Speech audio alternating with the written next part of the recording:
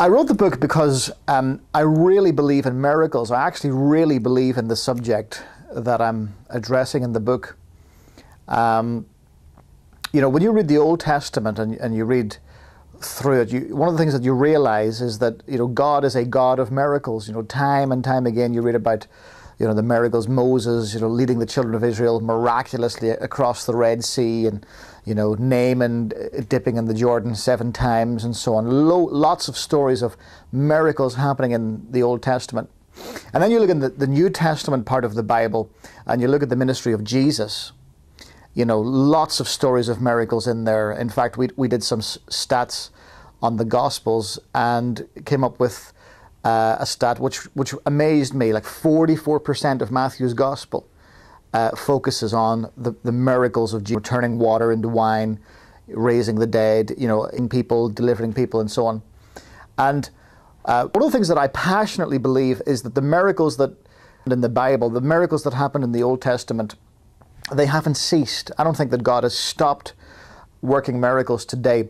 Now, of course, we live in a day when those of us who believe in the miraculous are kind of challenged. Why do we not see miracles? Why don't we see miracles today?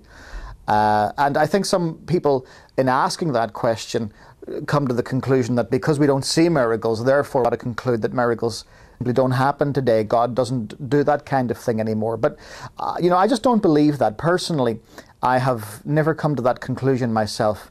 I believe that miracles are for today. I believe that God works miracles today. He still heals people and He still does incredible things.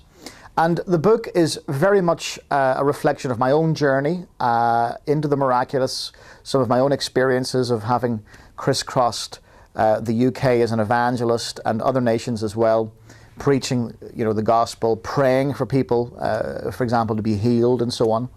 And the book is basically me telling some stories about some of the miracles that I have seen, looking at some of the passages in the Bible that deal with the miraculous, and trying to work out, can we learn something from those stories for the 21st century? Can we actually dare to believe that God still does miracles today?